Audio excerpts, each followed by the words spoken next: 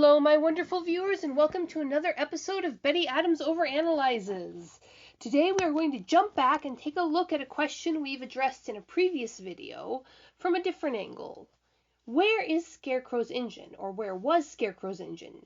Because in the intervening time since I posted that last video, I've had a chance to review the other episodes and I noticed a few things.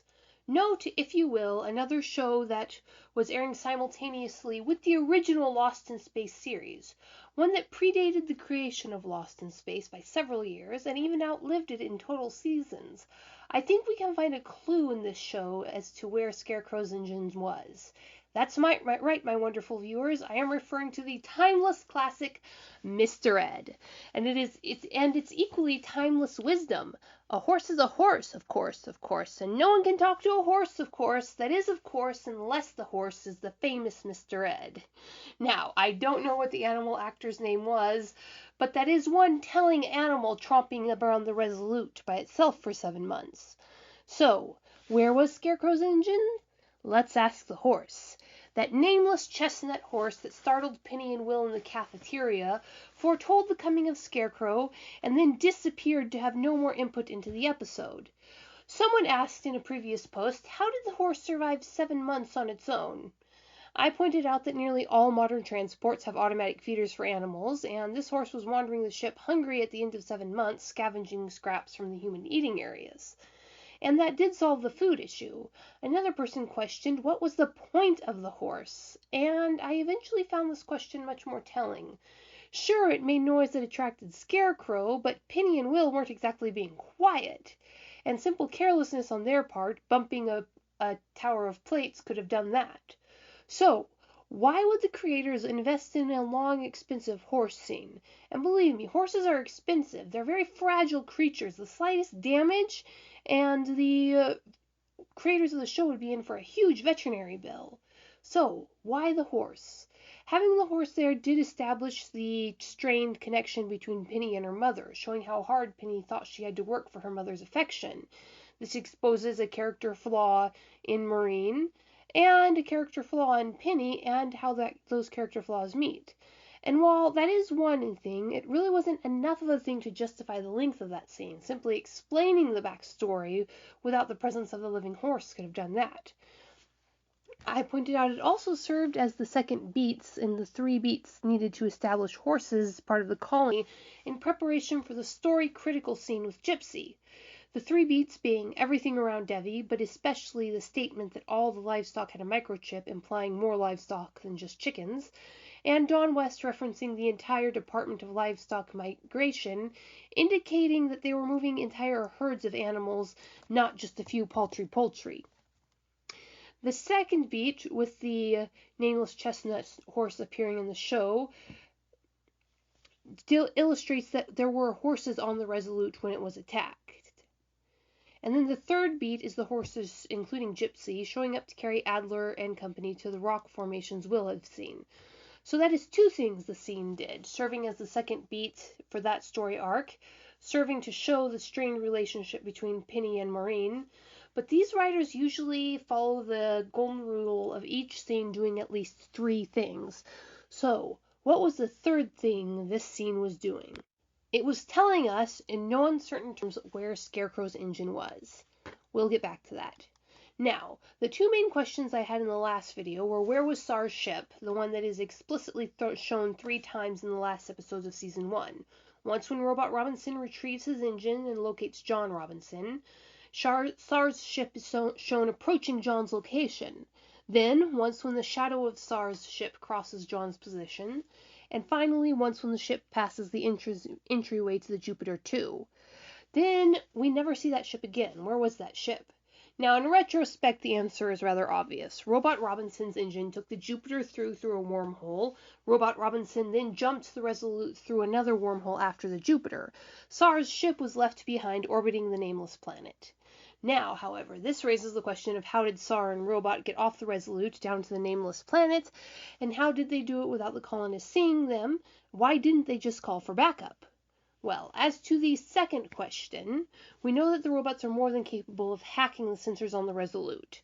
So once Robot and Sark were calmed down and working together, they could easily cover their tracks, which explains why the colonists had no record of them leaving the Resolute. That would be simple, basic security protocol for any military force: cover your tracks. And once they were through the wormhole, there was probably for various reasons no jumping the Resolute back to get Sar's ship. They would logically, trapped on this side of the wormhole, have hitched a ride down to the Amber Planet on one of the last Jupiters to evacuate if they had no other choice. But why did they have no other choice? Why didn't they just call for backup? Unless they had severely failed their mission and didn't want to report that to headquarters.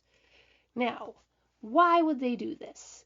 Presumably, since witness accounts said Robot Robinson was protecting the colonists, this meant that Robot bargained with Sar, probably with his cooperation and good behavior, for Sar to leave the Resolute alone.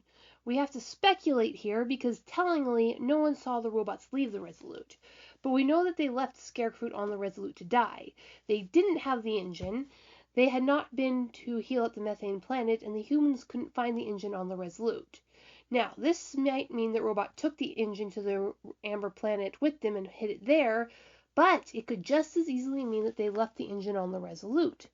But this is only negative evidence. They did not have the engine when Will found them on the Amber Planet, and they did not appear to have gone back home. Where is the positive evidence for the engine staying on the Resolute? The nameless chestnut horse, or as I would like to call him, Mr. Ed. Now, horses are powerful creatures. They can take a beating, they can give a beating. They can kick the snot out of most predators. They are fierce and strong and sturdy, but they are essentially prey animals. That means they are also panicky, flighty, and nervous. When they are startled, they fight or they fly. And throughout the history of horse husbandry, this has led to one injury above all others that their caregivers fear: broken legs.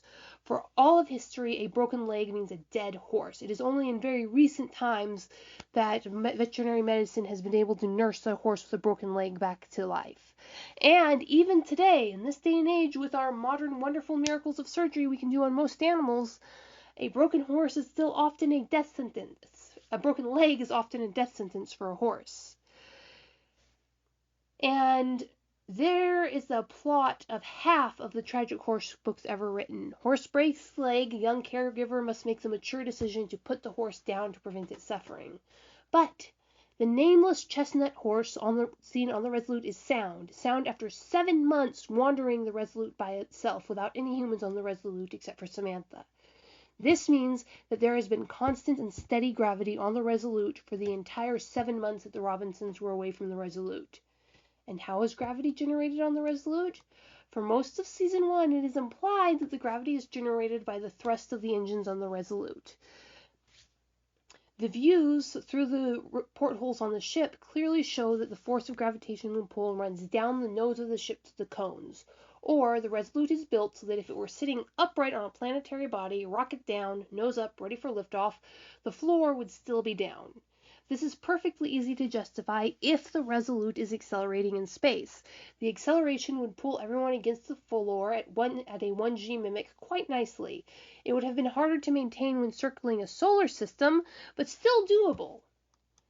Basically, the ship is accelerating forward, and the humans are pulled back against the floor by the force of the acceleration. However, when the Jupiter 2 takes off with the alien engine in its hold, they have gravity, when the Jupiters are clearly shown to not have gravity. The engine generates gravity for the ship it's on. That's kind of a major facet of the alien engine, and the showrunners made a big deal out of that. The Jupiter maintains that gravity even when the engine is drained of power, so it's something inherent in the engine. And when the Robinsons find the Resolute, it is drifting in space. It is not accelerating. It is not even spinning, even though that would have changed the direction of the gravity, and the gravity was still clearly floor down when the Robinsons board it. The Resolute is doing absolutely nothing to maintain its gravity when the Robinsons find it. Given its size, the Resolute would have a negligible amount of microgravity, but everything should still have been floating. Now you might say that the alien engine on the Jupiter restored the gravity as soon as it docked with the Resolute, explaining the gravity for the Resolute when the Robinsons arrive. which is possible. However, there are 3 points that refute that. There is all the stuff on the Resolute, tables, chairs, and freestanding cabinets, stacks of dishes, that are still standing upright and undamaged. Had the ship been in microgravity, they would have drifted and then toppled when the gravity resumed. There is the character of Samantha, who was walking and running fine when she was found Judy. If a human is in microgravity for months, their muscles will atrophy. So Samantha wouldn't have been able to walk if the gravity hadn't been constantly at 1G. She might not even have been able to breathe. And then there is the horse.